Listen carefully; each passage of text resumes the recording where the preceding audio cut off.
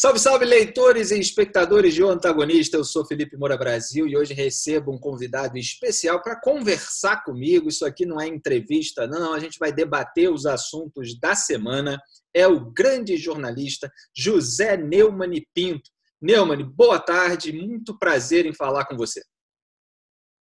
Boa tarde. Estamos agora um sol lindo neste sábado, dia 4 de abril, não é isso? É um dia para a gente começar a pensar sobre o que tem havido aí, fazer um resumo da semana, não é? Felipe Moura Brasil, eu ouvia muito você e lia você na Veja. Muito obrigado, Neumann. E você tem 52 anos de jornalismo. Eu deduro logo porque você mesmo falou isso num vídeo nessa semana, não é isso? Confere? Confere, 52 anos de jornalismo, comecei na Rádio Caturité de Campina Grande, depois no Diário da Borborema, lá de Campina Grande, depois Folha de São Paulo, Jornal do Brasil, Estadão, com passagens pela TV Manchete, pelo SBT, e agora estou na TV Gazeta às segundas, quartas e sextas, e na Rádio Eldorado, de segunda a sexta, das 7h30 às 8 da manhã. Pois é, você sabe que nessa semana, Neumann, que passou, uma leitora minha veio me dizer: o Neumann falou de você, citou a sua entrevista, e aí eu corri lá para ver o que você tinha dito a respeito da entrevista que eu fiz com um médico, né, uma autoridade médica João Alberto de coronavírus, exatamente, o Dr. Costa e Silva. E aí no começo do vídeo eu ri pra caramba porque você falou, Neumann, muita gente aqui me perguntando o que aconteceu comigo, por que eu mudei. Eu não mudei nada, absolutamente nada. E aí eu dei uma gargalhada, porque, obviamente, eu recebo também esse tipo de pergunta boçal, né, de uma minoria, claro. A maioria dos nossos leitores, do nosso público, compreende perfeitamente que nós estamos no mesmo lugar, combatendo a mentira, combatendo a desinformação, combatendo a imoralidade, combatendo o excesso de gastos públicos, combatendo a corrupção também. Quer dizer, tudo isso faz parte do trabalho jornalístico de verdade, de gente que não é passador de pano para ganhar verba federal, em qualquer governo. Né? Não é porque combati as mentiras, a roubalheira petista, a desinformação petista, que não vou combater tudo que eu acho ruim no governo que for, seja o governo Bolsonaro, seja qualquer outro que vier. O que acontece é que, muitas vezes, as pessoas que têm aquele apego, aquela paixão, aquele deslumbramento com um grupo político, elas se incomodam muito de você ser jornalista durante o governo que elas defendem, né? Só que o trabalho é exatamente igual. Se você for olhar o que a gente fazia durante os governos do PT, vai ver que era exatamente isso, Neumann. Ô, Felipe, um dia desse, eu respondi uma coisa dessas, assim, e escrito mesmo, né, no comentário do meu canal do YouTube, estamos falando do meu canal do YouTube, e um outro inscrito meu escreveu: deixa de ser besta, para de responder a robô. Aí eu comecei a raciocinar da seguinte forma: primeiro, eu não sou robô, certo? Eu tenho nome, tenho cara, e sempre dei a minha opinião, nunca dei uma opinião que não fosse minha, nunca dei informação na qual eu não confio.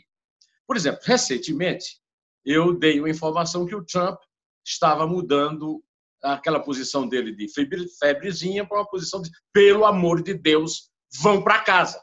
E aí, um cara que me escreve há anos, que é meu fã, um cara de direita, e que está defendendo agora o Bolsonaro, disse: adeus, porque você agora rompeu tudo, porque você não checou a informação com as suas fontes. Aí me mandou um monte de comunicado do Departamento de Estado e tal. Aí eu não respondi a ele, porque ele tinha já cortado a minha inscrição, e vou aproveitar agora para responder. A minha fonte, sabe quem era a minha fonte? Quem é? Donald Trump.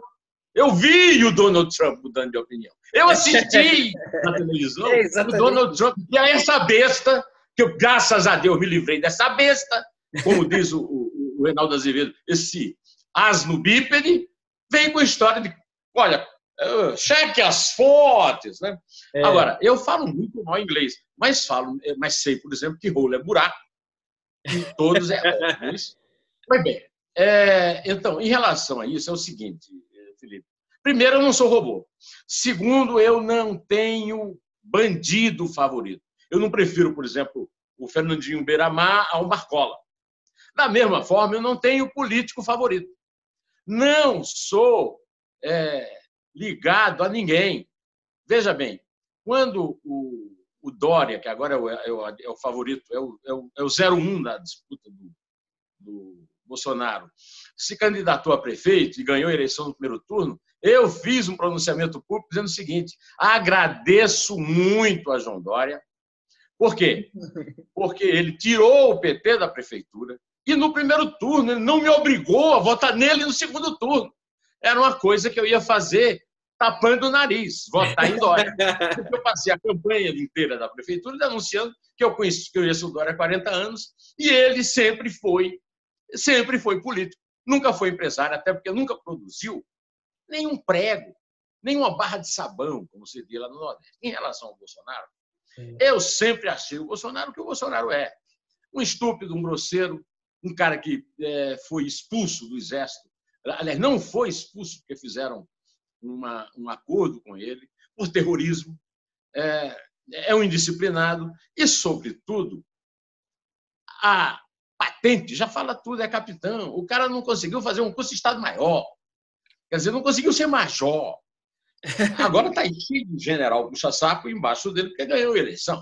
Tá certo? Agora, eu sempre disse também, como você disse, que o Bolsonaro ia ganhar aquela eleição por um motivo muito simples.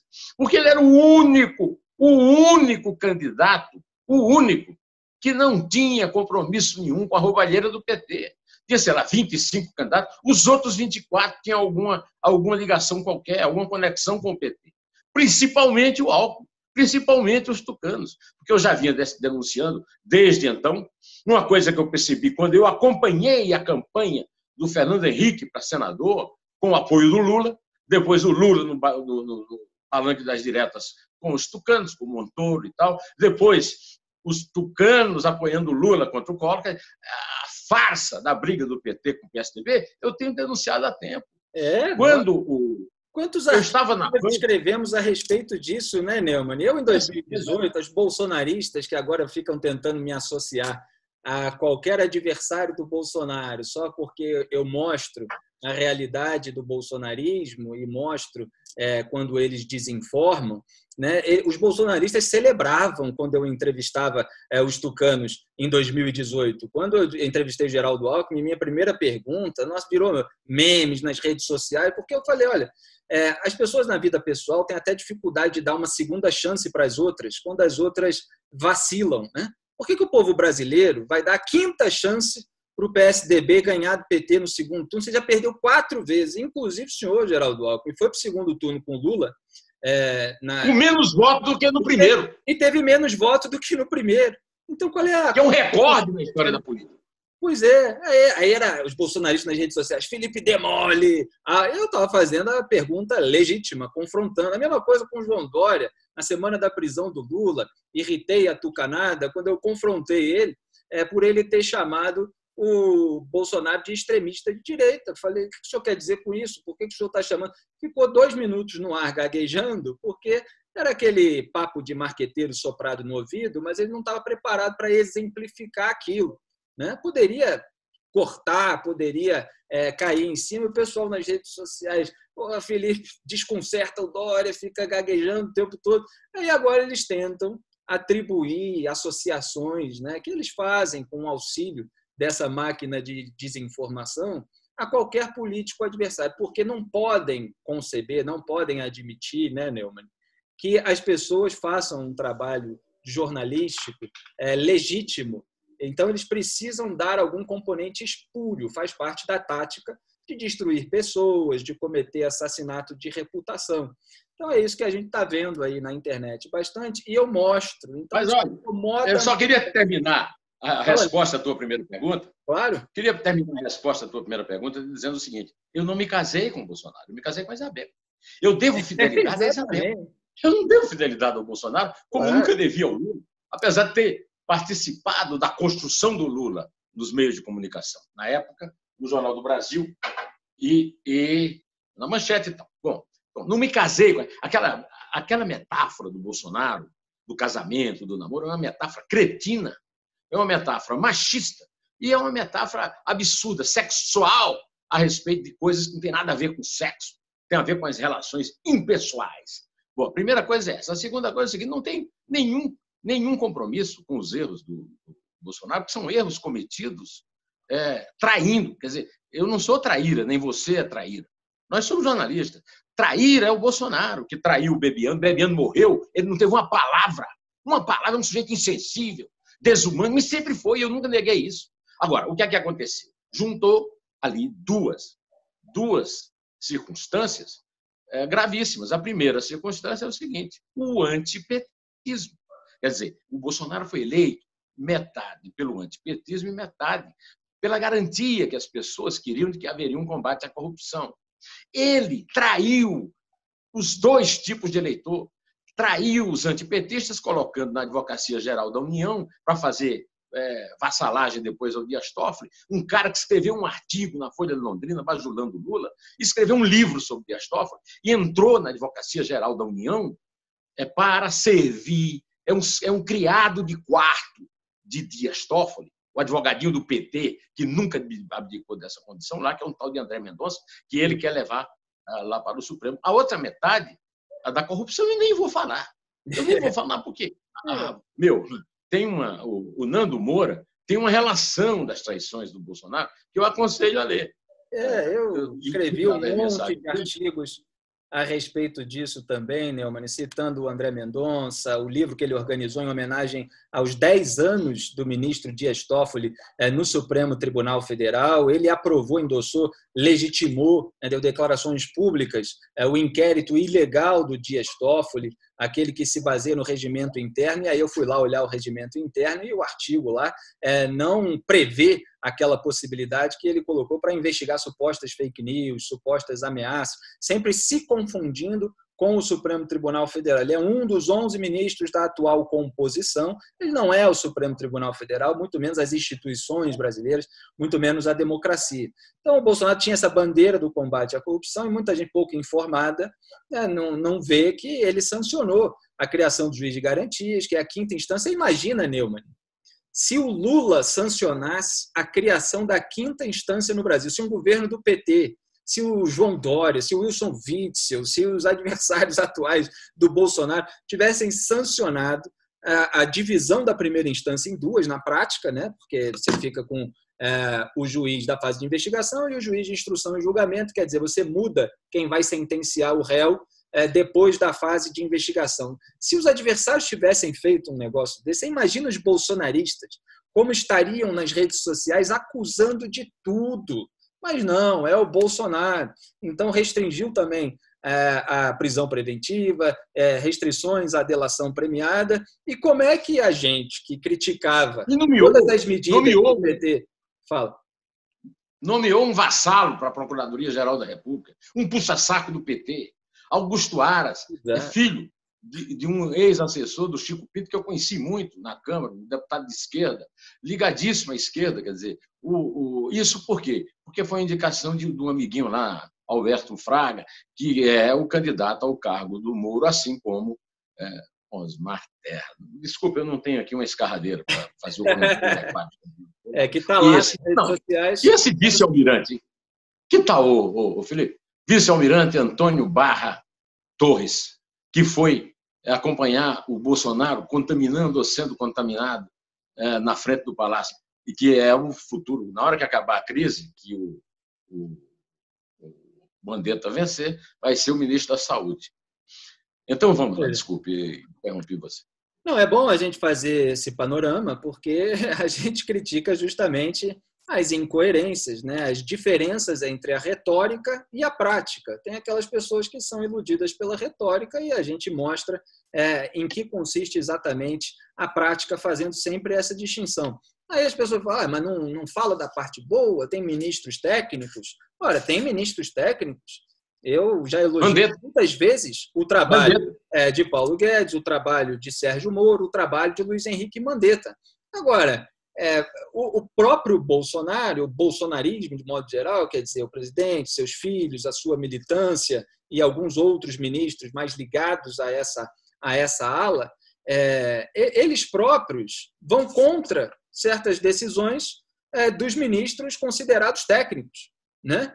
Então, o Sérgio Moro deu parecer contra a criação do juiz de garantias, contra as restrições à prisão preventiva e à delação premiada, e o Bolsonaro foi lá e sancionou. O Paulo Guedes, várias vezes, o Bolsonaro ajudou ali a desidratar as reformas, a atravancar. A reforma administrativa e a reforma tributária ainda não foi enviada, quer dizer, o governo teve uma certa paralisia, um certo atraso a respeito disso. E agora o Luiz Henrique Mandetta, né, que é assim, a pauta da semana, finalmente a gente chega nela, em que durante semanas os jornalistas responsáveis mostraram que havia um incômodo, que havia mensagens contraditórias do governo.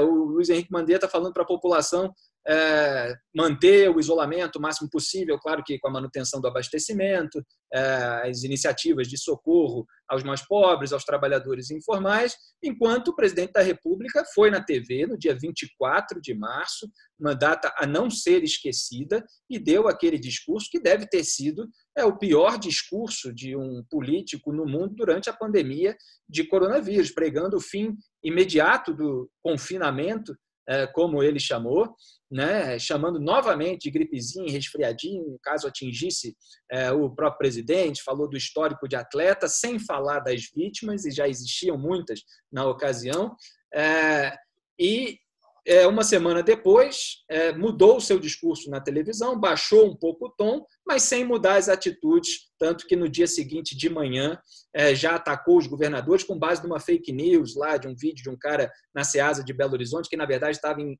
higienização, não estava desabastecida, como se tentou mostrar. Então está havendo esse conflito e a imprensa, a parte responsável da imprensa, evidentemente, estava mostrando, como eu estava mostrando nas redes sociais e nos meus vídeos, nos meus artigos. Aí agora vem o Bolsonaro e dá uma entrevista e respondendo a uma pergunta do Vitor Braun, e eu parabenizo o Vitor Braun por se manter jornalista, por fazer o jornalismo, por fazer as perguntas jornalísticas necessárias que renderam manchetes em toda a imprensa, sem passapanismo, o presidente deu aquela resposta assim, a gente está se bicando há algum tempo, falando do Mandetta, né, confessando que está havendo um atrito entre eles. Aí falou que o Mandetta extrapolou, que teria que ouvir um pouco mais o presidente, está faltando um pouco mais de humildade.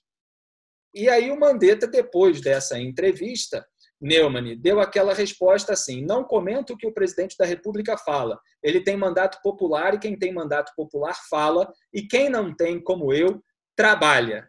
Quer dizer, deu ali uma resposta dura, mas elegante ao mesmo tempo, mostrando que ele está trabalhando, enquanto tem ali uma pessoa que não é técnica, não apresentou um estudo técnico para embasar a sua defesa do isolamento vertical, né? E ainda botou toda a sua máquina nas redes sociais, inclusive os filhos, para ficar divulgando notícias que tentavam legitimar aquela posição, como o Eduardo Bolsonaro, que divulgou o recuo da Itália, e aí a gente foi ver uma matéria de um mês antes, em que a Itália pregou o recuo e se arrependeu depois. O prefeito de Milão assumiu que errou, porque houve, a partir de então, mais 4.000 mortes.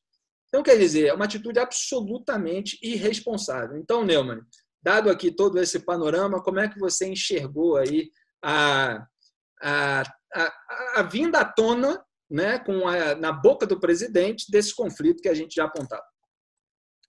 Esse conflito me leva ao começo da sua interpretação, que eu quero te dizer que essa tua interpelação eu usaria aqui como uma opinião minha, sem tirar nada. Agora, eu quero só acrescentar algumas coisas. Primeiro, claro, o Bolsonaro fez a melhor metade de ministério da história da República. Sérgio Moro, o maior combatente, o herói popular da corrupção. Mandetta, eu não conhecia, não tinha a menor ideia, até que um dia eu conversei com a Maiana Zatz, a grande bióloga da USP, e ela me disse a melhor impressão que ela teve do Mandetta. Tereza Cristina.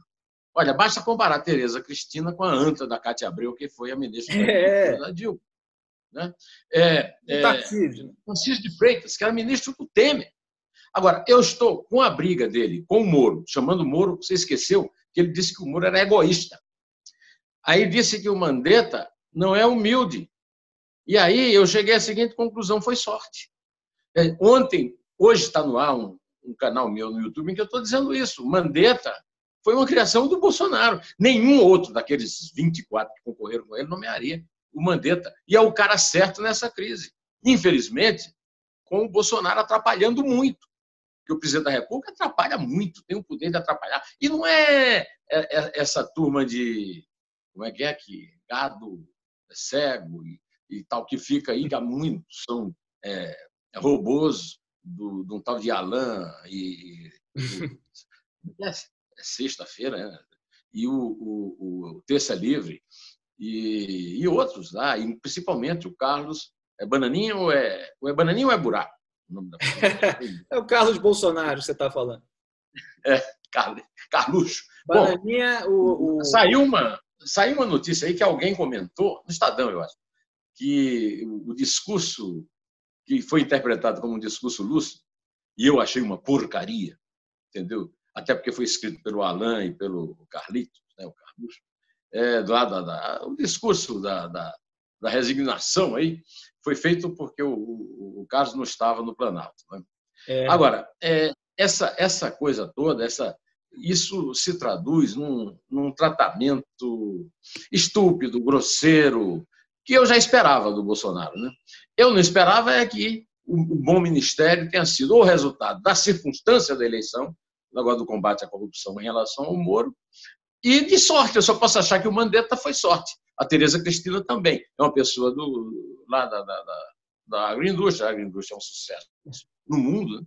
Agora, os ministros que não são tão bons não têm culpa nenhuma disso que está acontecendo, a não ser esse cara da Anvisa, que ele botou lá para ficar de reserva no banco aí para o Mandetta e tal. Agora, acontece o seguinte, aí ele leva para a Casa Civil um general, o general Braga Neto. Aí uma menina, que eu não estou me lembrado de que jornal era, faz uma pergunta sobre o fato absurdo. O fato absurdo é o seguinte, os banqueiros levaram 1 trilhão e 200 bilhões para a liquidez, o Trabuco do Brasil, os precisamos de liquidez. Agora não baixou um ponto, um dígito de empréstimo para ninguém. Agora, para 600, eles não sabem ainda como e a quem entregar os R$600 por mês. E isso está na responsabilidade de Onyx Lorenzoni, que disse que está demorando esse tempo tudo, porque está estudando uma forma de acabar com fraude. E nesse negócio de fraude, o Onyx Lorenzoni entende bem, porque ele já confessou choroso que fez Caixa 2, que é fraude, como dizia Carmen Lúcia no tempo que pensava. Tem um tempo em que os burros falavam e tem um tempo em que a Carmen Lúcia pensava. Né? É crime. Aí vai, a moça pergunta sobre isso. O idiota do general Braga Neto, 4 estrelas, comandante do Estado-Maior do Exército, diz para a moça, vai estudar a Constituição. Ô, Felipe, o que é que a Constituição tem a ver com a incompetência de entregar R$600 a cada pobre no Brasil? Entregando isso a um estafeiro fraudador como o Onyx Lorenzoni. Que história é essa? E que não tinha mãe esse cara para ensinar como é que se trata uma mulher em público? Entende? E uma jornalista está fazendo uma pergunta, e depois é o seguinte, ele, que deve ser um grande constitucionalista, o general Braga Neto, né? Ele pode me indicar qual é o artigo da Constituição que garante o direito do governo esperar 16 dias para dar um pão e esperar que o cara não morra de fome, o Felipe? Então é isso. Você começou falando da qualidade do Ministério e terminou na briga com o Mandetta. A briga com o Mandetta é uma estupidez. Porque o Mandetta não fez nada errado. Se o Mandetta é vaidoso, quem não é? O Bolsonaro é que não é vaidoso. Eu sou atleta, eu jamais pegarei, porque brasileiro não pega nada. Normalmente, as pessoas mimadas tentam projetar nos outros essa vaidade. Né?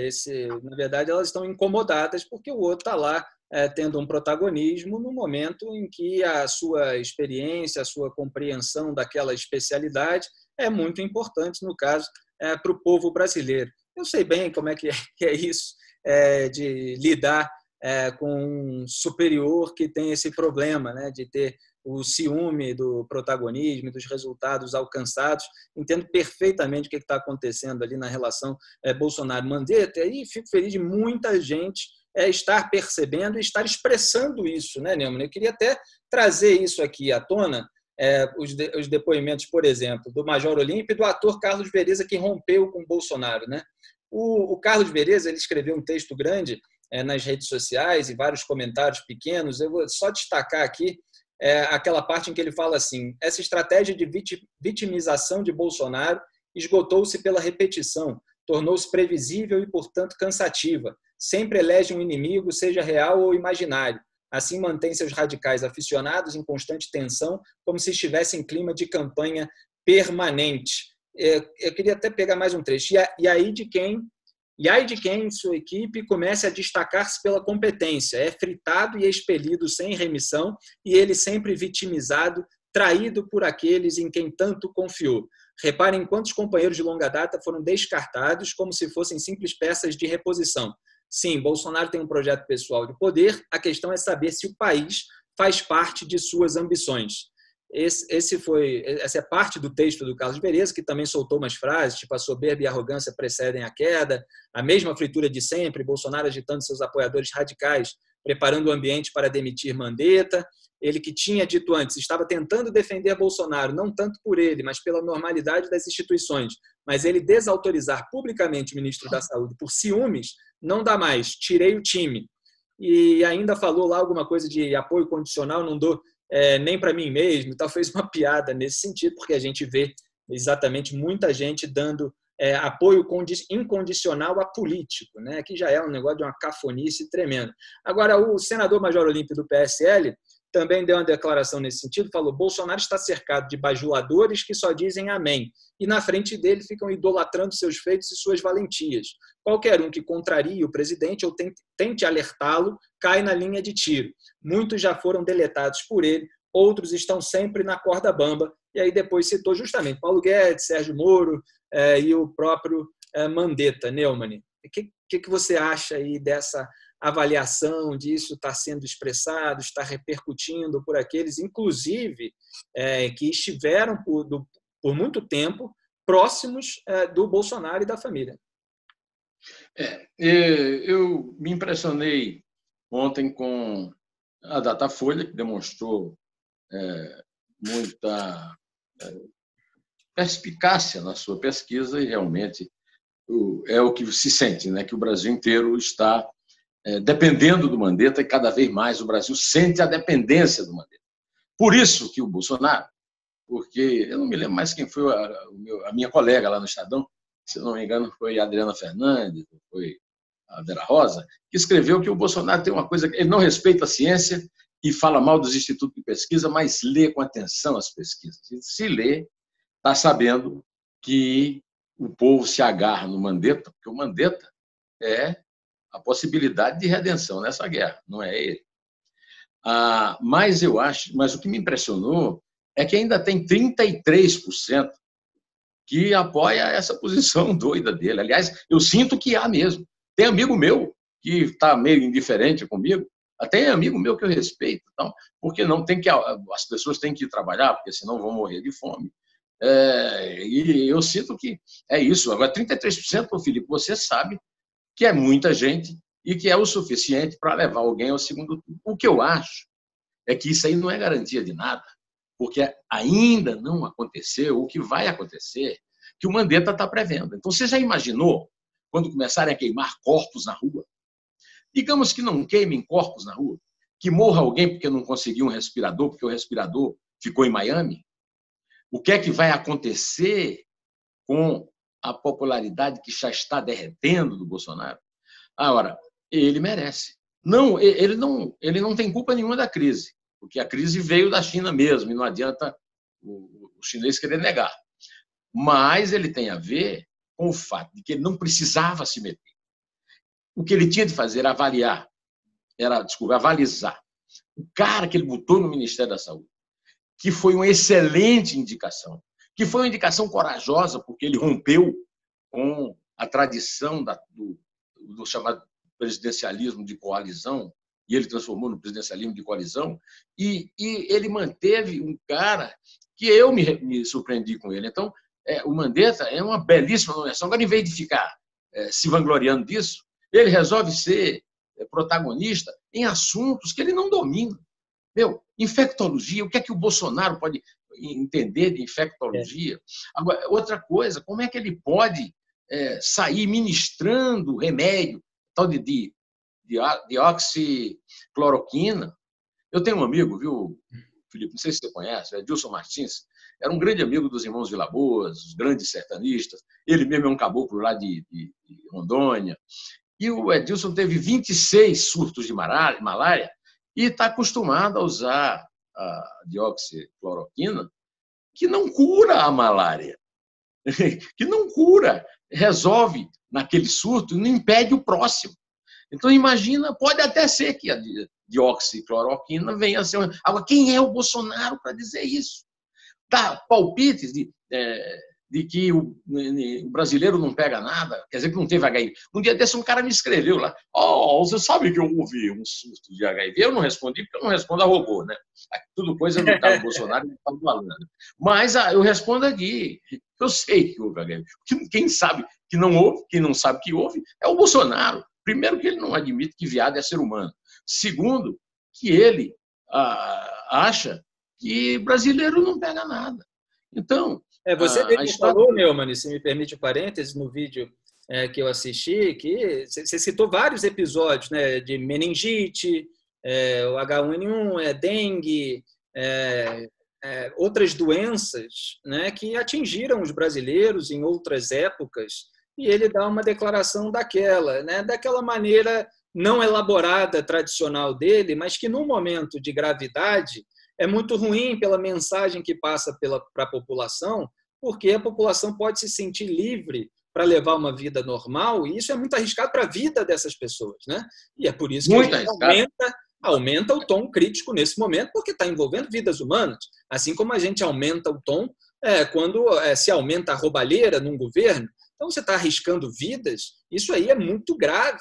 As pessoas, um efeito colateral, né, numa parte dessas pessoas que reclamam da Lava Jato, né, as pessoas que reclamam agora, né, de quem aponte qualquer coisa de errada no governo Bolsonaro. Um efeito colateral da Lava Jato, que foi extraordinária para o avanço do combate à corrupção no Brasil, é que tem algumas pessoas que elas acham que apenas a corrupção tem de ser combatida. E eu não falo aqui com nenhuma adversativa, né? Precisamos combater a corrupção mais, não é isso não, precisamos combater a corrupção e várias outras coisas. Uma irresponsabilidade com vidas humanas. Então, no momento em que se é irresponsável, é preciso apontar isso. E esse foi o comportamento do Bolsonaro nesse momento, né, Nel? Olha, eu tenho um amigo, eu vou ler aqui um negócio, que eu tenho um amigo chamado Antônio Lins, que é um grande poeta baiano, filho de Wilson Lins, que eu conheci através do Ariano Suassuna, eu era amigo do Ariano e o Ariano era amigo dele. O Antônio Lins mora hoje em São Carlos e faz um comentário na Rádio Metrópole. Nesse comentário, ele falou da seca de 1887, no Ceará, quando Dom Pedro II mandou construir o açude do Cedro e disse que venderia o último brilhante da coroa imperial, mas um cearense não morreria de fome. E ele fala disso, que, na verdade, muitos cearenses morreram de fome. A coroa imperial continua intacta, não foi vendido nenhum brilhante, e muitos enriqueceram. Depois disso, teve a febre amarela, a gripe espanhola, que foi muito bem descrita pela professora Sandra Starling numa entrevista ao Globo. Depois da gripe espanhola, matou um presidente da República eleito, Rodrigues Alves. Depois teve antes a febre amarela, depois a febre amarela, tem a história clássica lá do Oswaldo Cruz e tal. E, finalmente, agora, depois teve HIV, aquele monte de coisa que a gente todos sabe. E eu contei, como você lembrou, a meningite, que foi combatida com censura à imprensa, mas passou para a história, porque no governo militar, que tanto ele adora. O Bolsonaro é um cara tão fora da curva que o herói militar dele não é o Churchill, que ganhou a Segunda Guerra, não é o Luiz Alves de Lima e Silva, o Duque de Caxias, o pacificador, é um torturador comprovado, um coronel brilhante e osso. Pois bem, mas o meu amigo Antônio Lins, você falou nos que estão enriquecendo, nos que enriqueceram, os corruptos do PT, mas ele me chamou a atenção para o fato de que tem muita gente roubando nesse liberou geral que o Congresso deu para o governo Bolsonaro para poderes dormirem sossegados. O meu amigo Modesto Carvalhosa e o empresário Silvio Salomão têm me telefonado todo dia para eu insistir no uso do fundo partidário, do fundo eleitoral, do combate à clorovírus. O Rodrigo Maia, que deu tudo o que o Bolsonaro quis, deu inclusive isso, não tirou o fundo eleitoral, mesmo que não haja eleição. Se houver eleição, o fundo eleitoral é um absurdo. Agora, não havendo eleição, aí pronto, são dois absurdos, não haver eleição e o fundo eleitoral continuar. Aí o Antônio Lins, você me desculpa assim, um pouco de toque de humor, né? O Antônio Lins é um grande autor de trovas, e ele fez a seguinte trova: a danada dessa praga não é boa conselheira. Enquanto o país naufraga, mais aumenta a roubalheira. É isso aí, né? Só completando, que eu vi que você estava querendo ler, o Bolsonaro falou aquela questão de brasileiro anda no esgoto e não pega nada e tal, e isso não pode ser generalizado dessa maneira por um presidente da República. Pode até ser dito tecnicamente, como me disse uma autoridade médica outro dia em entrevista, que quer analisar como é que vai ser essa epidemia ao atingir as favelas, por exemplo, para ver se há um grau de imunização, de imunidade maior entre as pessoas que realmente já ficam expostas a outros vírus, etc. Mas isso é uma dúvida ainda, é algo desconhecido. E você não passa essa mensagem para a população de que ela está imune e pode ficar à vontade, né? Principalmente depois que centenas de pessoas já morreram e que já estão, cujos familiares já estão chorando as suas mortes. Aliás, é bom até lembrar, eu postei no Twitter, a DW, né, que é uma emissora internacional da Alemanha, que cobre fatos importantes no Brasil e no mundo, que só o Neumann sabe pronunciar o nome. Fala aí como é que é o nome da DW. Deutsche Welle. Eu não, quem sabe pronunciar bem é o William Vac. Eu sou só um ouvinte. Pois é, aí eles foram fazer a cobertura de enterros aqui em São Paulo, e aí tinha uma senhora que perdeu o marido e ela deu a seguinte declaração: o presidente não está preocupado não, porque ele tem médico bom, tem hospital bom, ele tem remédio, tem dinheiro. A única coisa que eu tenho para me consolar agora é Deus. Não tenho mais meu marido, não tenho mais nada comigo. Eu só tenho Deus só. E aí sai chorando de frente da câmera. Quer dizer, as pessoas não são estatísticas. E o drama humano ele precisa ser mostrado, inclusive, jornalisticamente, justamente para que essas pessoas sejam respeitadas pelas autoridades do país e para que as providências sejam necessárias para que outras pessoas não passem por isso em razão de irresponsabilidade ou de preocupações outras que não sejam proteger as vidas humanas. Então, é muito importante deixar claro esse ponto, Neumann. Eu queria só fazer uma observação naquela coisa que você falou da imunidade, nas chamadas comunidades, que é verdade, o brasileiro tem muita imunidade pelo fato de viver mergulhando em esgoto, como ele disse, né? Mas essa imunidade começa a desaparecer agora com um componente novo, né? A fome e as doenças consequentes da fome. Eu fiquei muito impressionado, eu vi ontem na televisão uma pesquisa que foi feita que mostrou que 90% das mães de comunidades estão passando fome com os seus filhos. E a fome é debilitante. Aí vai dizer uma coisa que eu tenho lido aí nos robôs, que é o seguinte: Covid-19. Covid não mata ninguém, o que mata é a diabetes. Bom, eu sou diabético, eu estou com 68 anos, praticamente 11 meses, né? Quase 69, né? Me perdoe aí a piada na idade, mas é o que Neumann, aqui agora, você pode fazer a piada que você quiser, Neumann. E você está bem, está saudável, está lúcido e tem muito anos de vida. Mas você deve ter visto que eu não faço a barba há 20 dias. Desde quando eu me tranquei, por obra e graça da doutora Isabel, que disse, vamos nos trancar. A Isabel me proíbe de tocar na maçaneta de qualquer porta de saída, da cozinha e da sala. Eu não chego nem perto da porta. Tá certo. Aí eu estou aqui, você está vendo aqui. E estou me mantendo, porque nós três precisamos ficar rígidos. Nós dois temos um bebê que completou 10 meses dia 1º e temos que ficar rígidos, né? Então, eu quero só, a respeito dessa coisa aí da Deutsche Welle, né, a voz alemã, dizer a você que um cara me escreveu, diz, você não vai falar nada do Bruno Covas, que espalhou por aí uma foto do cemitério da Vila Formosa. Não, a foto do cemitério da Vila Formosa não é uma fake news. É uma foto do Ministério da Vila Formosa, do cemitério da Vila Formosa. Não foi o Bruno Covas que fotografou, nem que distribuiu. Foi uma foto que saiu na primeira página do Washington Post, com toda a razão, porque o Estadão já deu de manchete no seu mural, no seu portal, né, que os agentes funerários estão preocupadíssimos com o que vem por aí, porque eles têm dúvidas sobre a capacidade de sepultamentos do tamanho que a crise vem, e eu nunca ouvi falar que fosse um resfriadinho. Os americanos já estão pagando pelo atraso do Trump, mas não adianta nada. Como o Bolsonaro é monoglota, e como os intérpretes dele, que são o Carlos e o Eduardo Bananinha, falam um inglês pior do que o meu, eu sei que o rolo é buraco, por exemplo, né?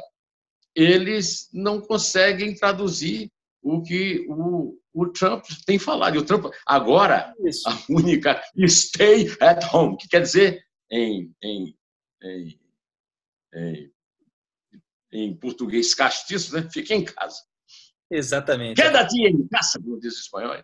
Exatamente. Eduardo Bolsonaro chegou a publicar foto do prefeito e governador no hospital de campanha, comparando com aquele rolezinho do Bolsonaro em Brasília. Quer dizer, tem pessoas aqui tentando criar um espaço para tratamento das pessoas, e ele compara com aquela irresponsabilidade do presidente da República, aquela provocação ao Mandetta, né, naquele domingo que passou. E também o Eduardo postou um vídeo... Repetido todo dia. Oi? É repetido todo dia. Todo dia tem um bando de babaca lá na porta do palácio e ele fazendo o seu comíciozinho para 5 pessoas, uns punhadinhos de gente, e dizendo que aquilo é o povo.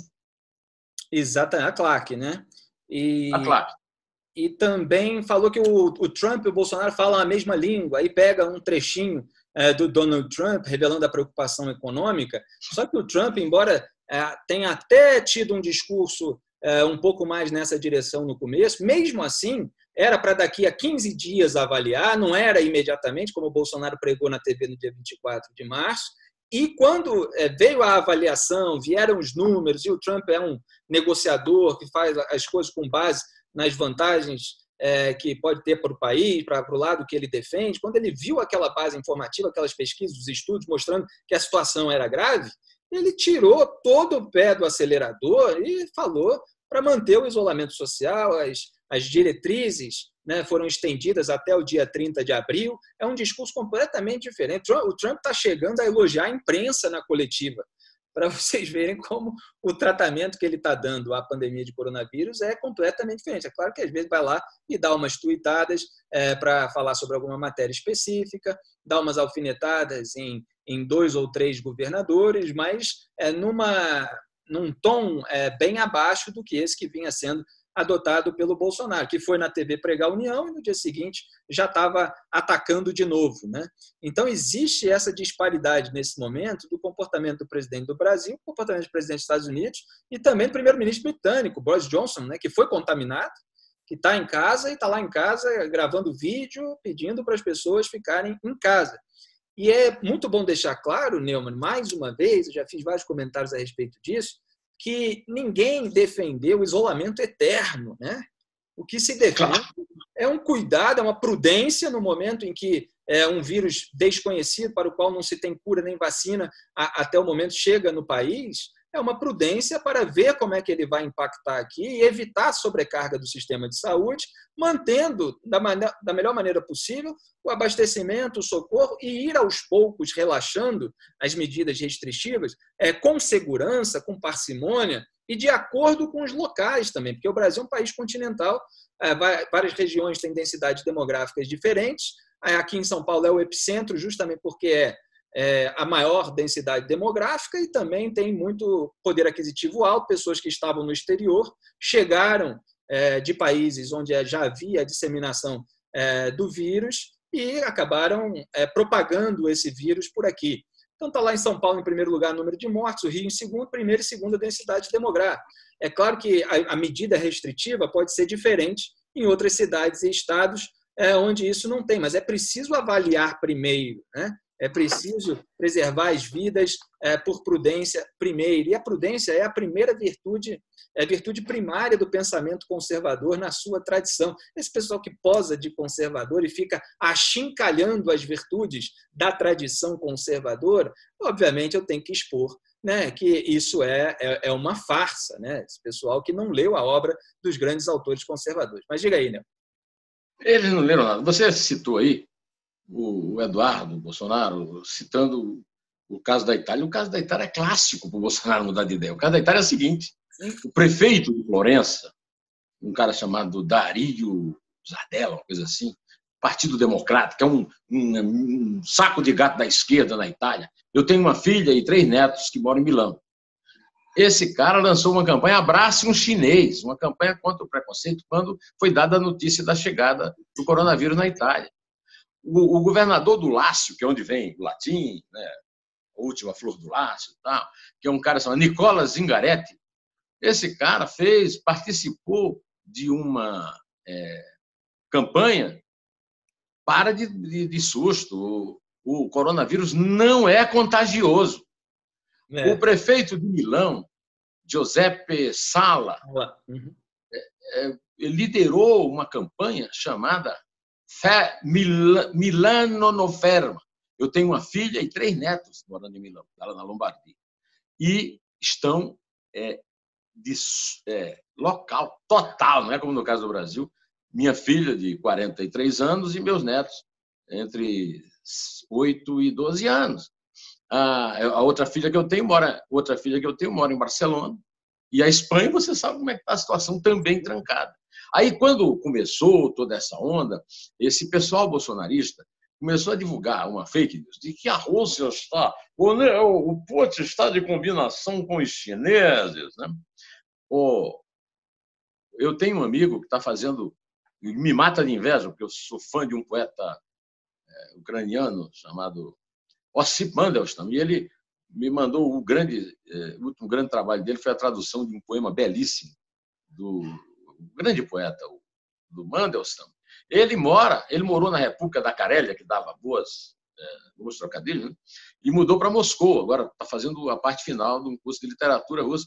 Me conta o seguinte, meu amigo, aqui é fechado mesmo e quem sair de casa é preso. O Putin não vacila. Mentira, tudo isso é mentira. Um dia desse, eu vi aí o Nando Moura falando do Osmar Terra, falando da Holanda. Ele falou, pô, eu estudei na Holanda. Mostrou uma foto de Amsterdã vazia. E fica esse bestalhão desse Osmar Terra, que foi ministro do Temer e foi ministro do Bolsonaro, e foi demitido pelo Bolsonaro por mau desempenho. É um idiota de quinta categoria. Faz parte do péssimo lado do ministério que tem gente como os que eu citei aqui. Então, a verdade é essa. Agora, por que não aprende? Não aprende porque não quer aprender. Não aprende porque está num jogo que não é um jogo honesto. É um jogo de uma eleição que vai acontecer daqui a 2 anos e 7 meses. Exatamente. Aliás, é bom lembrar que o professor João Alberto Costa e Silva, que deu entrevista para você, a entrevista mais brilhante que eu vi em todo o percurso, ele lembrou que esse pessoal que está disputando a eleição devia pensar que não é imortal. Lá para o fim da entrevista, esse pessoal pode não chegar lá na eleição, né? Principalmente se abusar. E é isso mesmo. Né? Então, agora, não é só uma questão de morte física, não, tem a morte política. O Dória agora abraçou o Lula. Pode ser que ele não tenha pegado a Covid do Lula, mas pode ser que ele tenha pegado, sabe o quê? O cadáver político que o Lula é. O Lula e o PT. E o Bolsonaro está fazendo uma aposta muito arriscada para a minha vida. Eu sou vítima preferencial da aposta dele, mas atinge a dele também, não apenas física, como política. Exatamente. Eu comentei no Twitter lá essa tuitada do Dória, que é tucanismo raiz, né? FHC puro. Eu lembrei muitas vezes em vídeo uma entrevista que o Fernando Henrique Cardoso deu para o jornalista Fernando Rodrigues, e ele foi falar do José Dirceu, e aí o FHC falou assim, ele é um quadro do partido, não é bandido, ele errou. Que é assim a amostra do tucanismo e uma das razões pelas quais o Bolsonaro foi eleito em 2018, porque ele não falava assim em relação aos bandidos do PT, pessoas que roubaram, não é erro. Erro, a gente às vezes esbarra aqui, quebra um copo, aí você comete um erro. O sujeito roubou. A copa eu quebro todo dia, que agora eu estou lavando, estou quebrando o copo todo dia aqui. Pois é. Está lavando, Neumann? Que beleza. Lavando o prato de cozinhar, não tem doméstico. Grande exemplo. E o que é pior é que eu tenho sérios problemas de motores, né? Então, quebrar um copo, e principalmente os copos de vinho, né? Os caras vão dizer, está se embebedando. Os copos de vinho quebrando. Mas você não trata um ex-presidiário corrupto e lavador de dinheiro como um simples adversário político num tempo de trégua, no momento de união do país contra um inimigo externo, contra um inimigo invisível. O sujeito é um dos responsáveis por ter deixado o país numa situação ruim, que o vírus vem agravar, né? Então, não dá para tratar assim. Você pode ter o mesmo discurso de, olha, esse não é o momento para embates políticos, embora eles estejam tendo, obviamente, o presidente e os governadores, mas sem fazer esse aceno para uma pessoa que está ali praticamente esquecida no debate público. É claro que você tem os passapanistas que, nesse momento de pandemia de coronavírus, com o presidente da República, que é o poder de turno estabelecido, ficam lá, né? Falo do Lula na segunda-feira, da Gleisi Hoffmann na terça, do Lindbergh na quarta, do Humberto Costa na quinta, né? Fica só puxando lá de trás. E é claro que a gente tem que acompanhar os processos dessas pessoas, mas você tem uma situação urgente que envolve a vida dos brasileiros. Então, realmente, uma jogada do Dória muito arriscada, muito ruim, né, que mostra essa falta de discernimento do que é uma diferença, uma divergência política e ideológica e o que é uma divergência moral em relação a um criminoso, né? Então, só tem gente mais à esquerda que defende, não, está aí se criando uma aliança, só que isso faz com que o sujeito derreta do outro lado, e o antipetismo, Neumann, como você estava lembrando ao comentar 2018, ele ainda é muito forte, né? Então se discute muito o cenário para 2022 dentro do espectro antipetista, né? Porque em 2018 você tinha ali Ciro Gomes, Marina Silva, que eram mais próximos, mais alinhados com o PT. E aí o pessoal à esquerda, entre o mais ou menos e o petismo raiz, escolheu o petismo raiz. O Ciro foi contra a prisão do Lula, pelo caso do triplex, contra o impeachment. A Marina tinha sido ministra também. Eu fui encurralá-la numa entrevista para arrancar dela que é corrupção, né? Foi o máximo que ela conseguiu dizer. Ela não dizia na mesma linha Lula é corrupto, Lula é criminoso. Então, você se assemelhar a essas pessoas fica, obviamente, muito ruim. É um presente para o bolsonarismo. E a gente vê, nesse momento, só para concluir, a contraposição ao bolsonarismo no nível nacional sendo exercida mais por Ronaldo Caiado, que voltou a ganhar um protagonismo no meio dessa crise, enfrentou ali os bolsonaristas na manifestação, mandando o pessoal ir para casa, é médico, então está tratando a pandemia de uma maneira científica, o governador de Goiás, o Wilson Witzel, que está lá tomando medidas restritivas duras, às vezes até indo além da conta na sua alçada, e a Janaína Pascoal, que foi autora do pedido de impeachment da Dilma Rousseff, e tem dado discursos duros na Alesp, embora seja deputada estadual, mas participa do debate nacional. Então, o Dória acabou, né, tomando um outro rumo, enquanto esses aí ficam como contraponto, mas ainda falta muito, né, para 2022, né? Passou uma burrice fernandendista nele, henriquista nele, porque ele está jogando isso, a possibilidade que ele acha de ir contra o Bolsonaro e o Lula apoiá-lo no segundo turno, o que é absolutamente inviável. No segundo turno, o Lula vai dar uma conferência em Paris, no caso de que aconteça isso, e vai dar um... E ele vai ficar como uma espécie de novo Haddad, né? Mas, Neumann, para a gente entrar aqui na etapa final dessa conversa, que está muito boa, você citou o caso da China, né? E esse é um caso que mexe muito com a militância bolsonarista, porque tenta defender o Eduardo Bolsonaro por ter dado aquela tuitada, compartilhando, na verdade, uma série de tuitadas de uma outra pessoa, mas já ali fazendo menção à China ter escondido, ter preferido esconder, e a culpa do Partido Comunista Chinês, etc. E há uma grande discussão, como se a questão naquele momento fosse ter razão ou não ter razão. O problema não é esse. O problema que muitos que saíram da militância virtual para a política não entendem é que quando você tem determinado cargo, cada coisa que você fala, da maneira como você age, implica uma consequência de nível diferente. Então, você tem caminhos para resolver as situações de acordo com o cargo que você ocupa. E, naquele momento, gerou um atrito no meio de uma pandemia de coronavírus, em que o foco, evidentemente, é salvar os brasileiros, em que o país, o próprio governo, tem uma cooperação internacional com a China. Aliás, é de uma hipocrisia tremenda, porque o governo brasileiro, por meio, inclusive, da sua ministra da Agricultura, Tereza Cristina, votou na escolha da FAO, né, que é uma agência lá, ela votou no candidato chinês.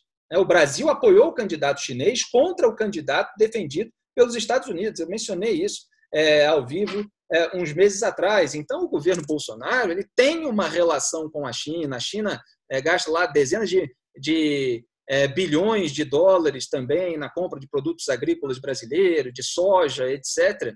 E é preciso, quando você tem um cargo de parlamentar, e ainda mais filho de presidente, você tomar certos cuidados. E agora eu vejo sair o relatório da inteligência americana, de acordo, pelo menos, com o que foi divulgado no site, mostrando ali que a China encobriu o número maior de mortes que pode ter acontecido. Eu falo, olha só, esse é o caminho, né, para você iniciar uma investigação. Quer dizer, tem um relatório de inteligência de uma potência, isso vai ser trazido à tona no momento em que essa potência julgar oportuno, porque o próprio Trump já fez acenos de cooperação com a China nesse momento, e aí você tem uma briga de cachorro grande em que o Brasil, assim como vários outros países, podem atuar nos bastidores para fazer um esforço de cooperação internacional para investigar e, eventualmente, punir a China ou os responsáveis por qualquer coisa errada que tenha acontecido lá no começo. Então, esse é o caminho, né? Não dá para você ficar criando crise à toa que mexa com a saúde da população, né? Li Yang, o cônsul-geral no Rio, divulgou uma carta muito violenta nos jornais carioca, né?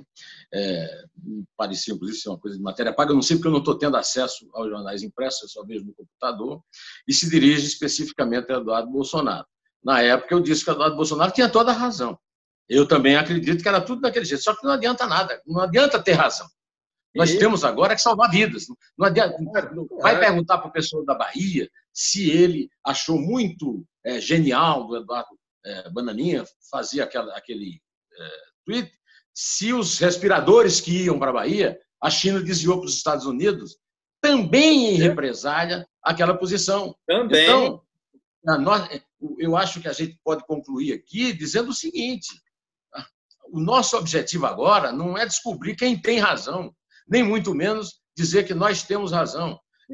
Esse cara da OMS é um bestalhão, pertence a uma ditadura etíope de extrema esquerda, passou o pano na China no processo todo, quando o Mandetta, mostrando uma grande clarividência, queria que ele declarasse a pandemia, e ele ficava criticando os Estados Unidos por ser preconceituoso, por proibir o desembarque de chinês nos Estados Unidos. Então, esse cara é um bestalhão, e somente um idiota iletrado, como o Carlos Bolsonaro, que escreveu o discurso do pai, para corrigir uma besteira que ele falou que o cara tinha apoiado a ideia maluca dele, que nunca ninguém apoiou, né? Agora tem. Agora não sei, vou te deixar essa aí para você. O grande epidemiologista José Antônio Dias Toffoli lançou o isolamento diagonal. Aguarda essa para você. Tem isolamento vertical, diagonal, todos esses supostos especialistas defendendo. Eu conheço isolamento horizontal no caixão. Exatamente. Mas eu espero que tudo isso seja esclarecido sobre a origem do coronavírus, sobre as informações, a transparência, principalmente quando envolve uma questão de interesse mundial, para que o mundo pudesse se prevenir. Tudo isso vem à tona, só que ela precisa vir pelo caminho certo, sem prejudicar os brasileiros. Então, é preciso... Na hora certa.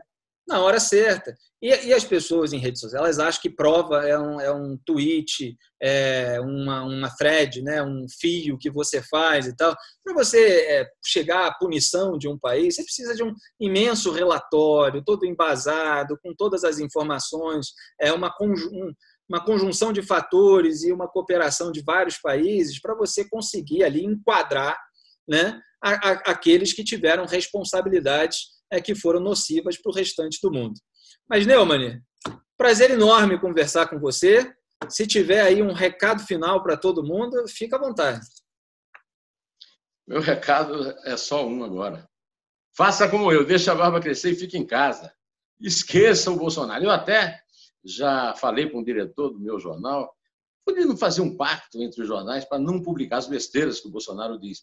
Porque o Bolsonaro se vale muito dos jornais que vão lá para frente do Palácio para falar mal da imprensa, e para ouvir ele falando mal da imprensa, e depois reproduzem. Não precisa reproduzir uma frase como brasileiro não pega nada, ou coronavírus é como a chuva, molha, mas não afoga, como se chuva não afogasse. Eu sou sertanejo, conheço chuva, viu? Então, o meu recado é: esquece o Bolsonaro e fique em casa. Pois é, ele faz, né, só para concluir, esse jogo duplo, né, preocupado com a narrativa também. Então, por um lado, ele vai lá e defende o fim do isolamento, mas, por outro, mantém o ministro, né, talvez não esteja com força política para demitir, ele mantém o ministro. Mantém porque não pode demitir, Felipe. Mantém porque ele sabe que se demitir, cai. Exato, vai ficar isolado e o ministro faz a recomendação contrária dele. E, inclusive, na coletiva, mandou seguir os governadores, né? O que, para ele, cai como quase que um insulto. Então, o ministro faz lá o contrário e, inclusive, os outros ministros mais populares do seu governo, como o Sérgio Moro, defendem o isolamento. Né? A Rosângela Moro, inclusive, saiu em defesa do Mandetta depois da entrevista do Bolsonaro e escreveu o seguinte: entre a ciência e achismos, eu fico com a ciência. Se você chega doente em um médico, não quer ouvir um técnico, Mandetta tem sido o médico de todos nós e minhas saudações são para ele. In Mandetta we trust. No Mandetta nós acreditamos, nós confiamos. E o Sérgio Moro também escreveu: pela manhã dei entrevista a uma rádio, defendi isolamento, quarentena, muita cautela na soltura de presos por juízes, não há infectados nas prisões, apoio aos necessitados e muita calma. Juntos sairemos mais fortes. E o Paulo Guedes, Neumann, está lá isolado. Ele até pediu para o Bolsonaro para ir para o Rio de Janeiro, aí depois mudou, acho que foi para a Granja, né? Voltou para Brasília e tal, mas está em casa. Então, se ele for muito incisivo aí contra o Mandetta, que está sendo fritado pela sua militância nas redes sociais, pode ser que haja uma revolta muito grande por parte de outros ministros e também de alguns militares ali mais prudentes. Neumann, muitíssimo obrigado. José Neumann Pinto, senhoras e senhores, tem o canal dele no YouTube, mas essa entrevista aqui, esse papo, né, não foi entrevista, foi uma conversa entre nós, vai aqui para o youtube.com/o-antagonista. Aproveite e inscreva-se no canal. Valeu, Neumann. Em pé. Em pé.